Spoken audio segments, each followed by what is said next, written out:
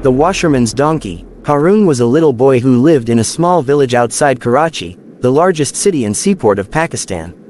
Harun went to a small primary school in the village which was about a mile away from his house. His classroom was very spacious with long mats made of jute spread across the floor in straight lines. The children sat on these mats facing the blackboard and the teacher. There were no chairs or desks for the children, only one desk at the head of the room which was used by the teacher. There was also a cupboard to one side where the teacher kept the children's exercise books. Apart from these few things, there was no other furniture.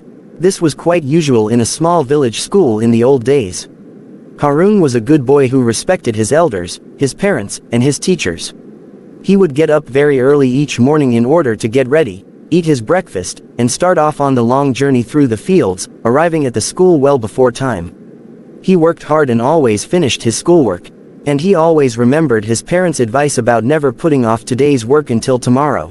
During break time, Harun played kabaddi in the playground with his friends. This is a popular sport among young people in the countryside and villages of Pakistan, and Harun enjoyed the game very much. There was also a washerman named Taju who lived in Harun's neighborhood.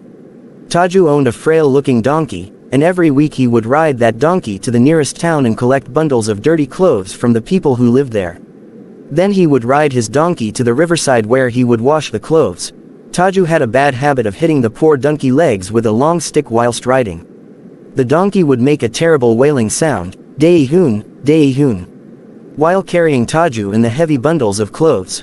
In the evening, Taju rode back home with the bundles of washed clothes, always hitting the poor donkey legs with his stick along the way. Harun would often hear this terrible wailing sound as the washerman passed by, and the young boy could not sleep for worrying about the poor donkey. In the mornings too, on his way to school, Harun would see the washerman riding towards the town with his bundles of clean clothes, always hitting the poor donkey with the long stick. The young boy would often think long and hard about how to save the donkey from Taju's beatings, but he could never come up with a plan. This went on for a long time. The donkey grew old and frail. Taju also became old and frail like his donkey, and this meant that the washerman was not able to collect as many bundles of clothes from the town. It also meant that he became poorer still and found it harder and harder to look after his donkey. Taju started giving the donkey leftover food instead of fresh grass, and his habit of using the long stick did not change. As it happened, Harun passed his primary school final exam with the highest marks in his class.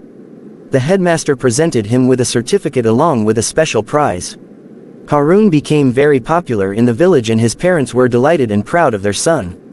To celebrate his success and hard work, Harun's parents promised that they would buy him a gift of his own choosing. That night, when the young boy went to his room to sleep, the window was open and he could hear the poor donkey wailing in the distance, "Dei-hoon, Dei-hoon." And so Harun decided then and there that he would ask his father to buy Taju's donkey from him. He was sure that his father would agree, but feared that the old washerman might say no the next day. When Harun asked if he might buy Taju's donkey, his father was very surprised at the unusual request. He said, "Son, what is so special about Taju's donkey? You can have any animal you like as a pet."